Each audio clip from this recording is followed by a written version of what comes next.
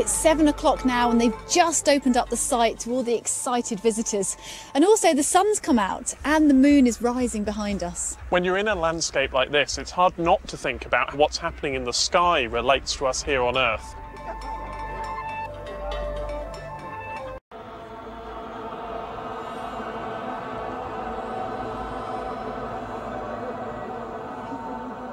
So we're just having the opening ceremony right now. One of the leading druids has started the celebrations that you can hear. It's a bit like church service I went to as a kid. We've had some communal singing, we've had a bit of a sermon, and everyone's happy to be here.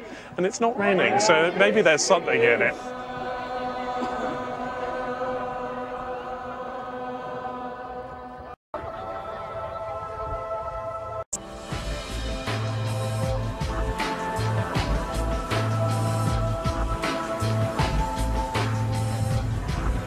Already, the night is almost over, and we're joining the throng back at Stonehenge for sunrise.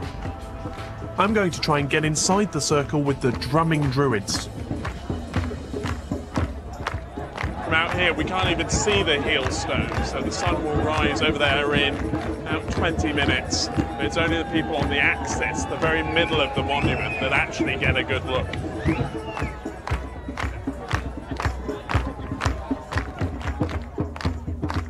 Lucy and the rest of the team have bagged a safer spot, away from the more enthusiastic celebrants.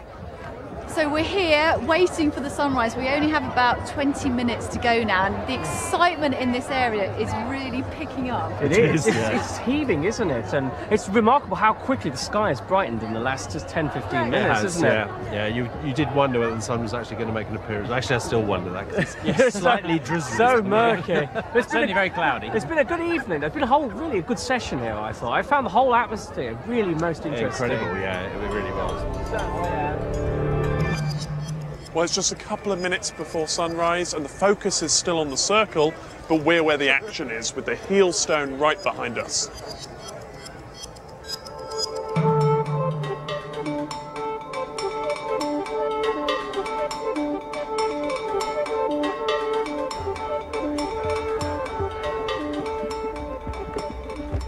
Well, I'm afraid there are no breaks in the cloud. It's another damp, drizzly summer solstice sunrise.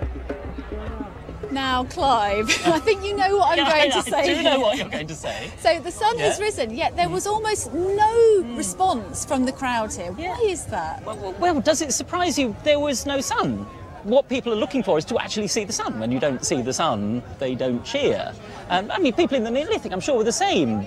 This is why Stonehenge wasn't a calendar in our sense, because any day around what we know to be the solstice would have done. When they actually saw the sun, when the weather was good, that would be the day when they had the celebration. So it really is just about the celebration.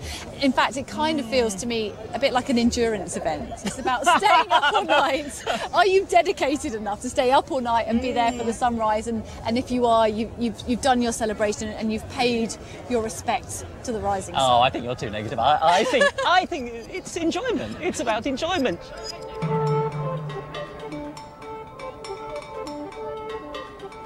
Sharing this often absurd but still entrancing event with 20,000 people has been quite an experience. It's one I will not forget, and I might well come back.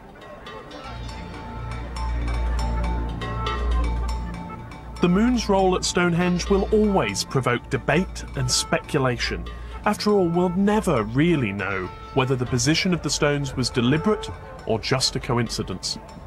But I hope whoever put them there would at least be pleased that we're still arguing about them all these thousands of years later.